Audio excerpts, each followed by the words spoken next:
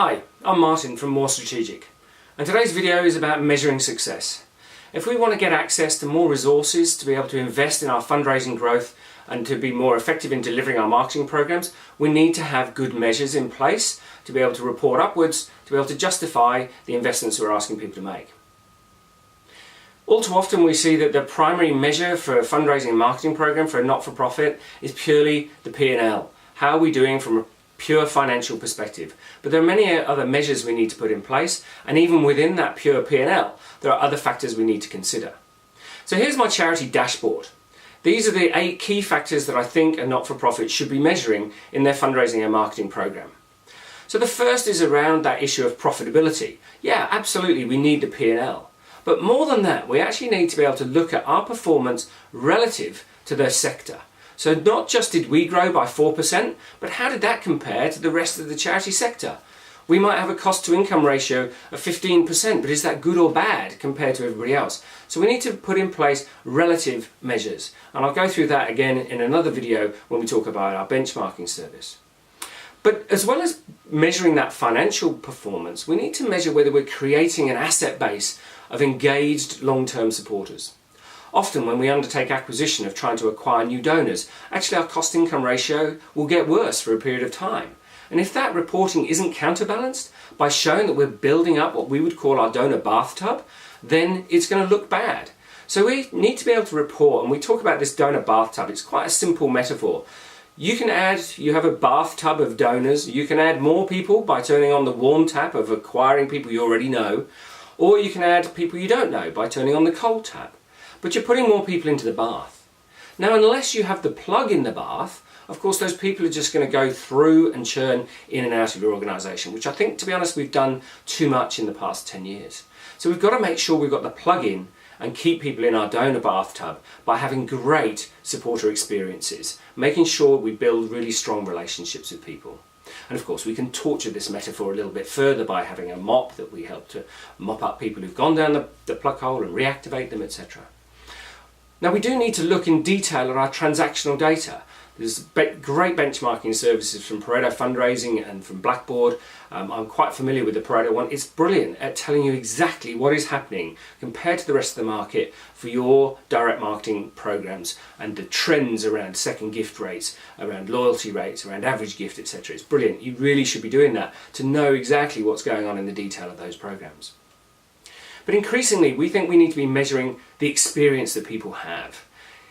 Fundraising is fundamentally about meeting emotional needs for our donors so that we can help the people we're trying to change the world for.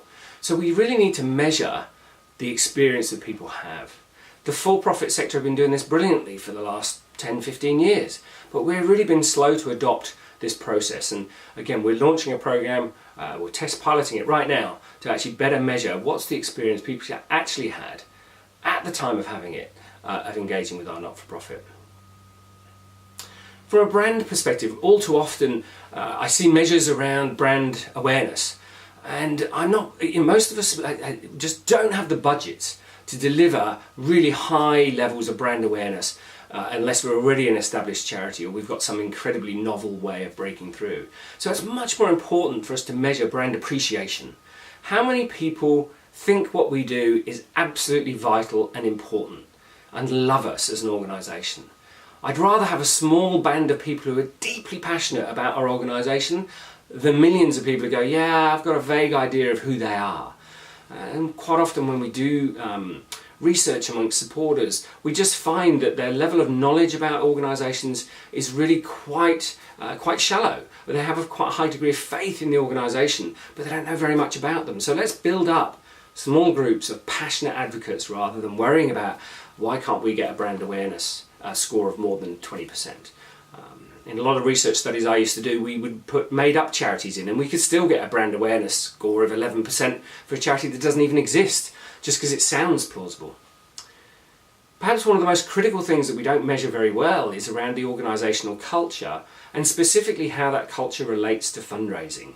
Do people in the organisation feel proud of their fundraising department? Do they have confidence in the fundraising team? And are they willing to defend positively your fundraising practices and explain why you do things the way you do? And I think one of the great challenges is for us going forward is about creating innovation budgets and measuring the effectiveness of our innovation. Fundraising is becoming far less certain, everything is more risky, we're all looking for the next big thing. The next big thing is probably lots and lots of little things. One of my favourite stories was from the British Olympic team of 2012, the cycling team. And they had a guy called Dave Brailsford, and his job title was Head of Marginal Improvement. And all he had to do was get a 1% increase in this bit, and this bit, and they would win more gold medals than anybody else, which he did. So whilst we always want the next Movember, we've actually got to be just as focused on all those 1% increases. But to do so, we've got to have processes in place of investing in and measuring that innovations don't just become a random brainstorm on a Friday with no action and no implementation plans and no follow through.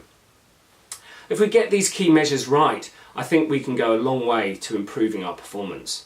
But one of the things that I see is we need to shift a little bit from being what we would call O data, so operational data, which is our P&L and our recency, frequency and value models, to X data. And X data is about measuring the experience that people have. So we're putting in place now systems to be able to measure the experience that people have as they have it immediately in response to an experience they have with the charity, so we can see what actually is driving loyalty, engagement and connecting to people's true passions. We work with not-for-profits across their fundraising, marketing and experience management platforms. This year alone, we've already had surveys back from nearly 28,000 different supporters expressing their views about 5 different major charities in Australia and New Zealand. If you'd like help with your marketing, fundraising or experience management, get in touch. Thanks very much.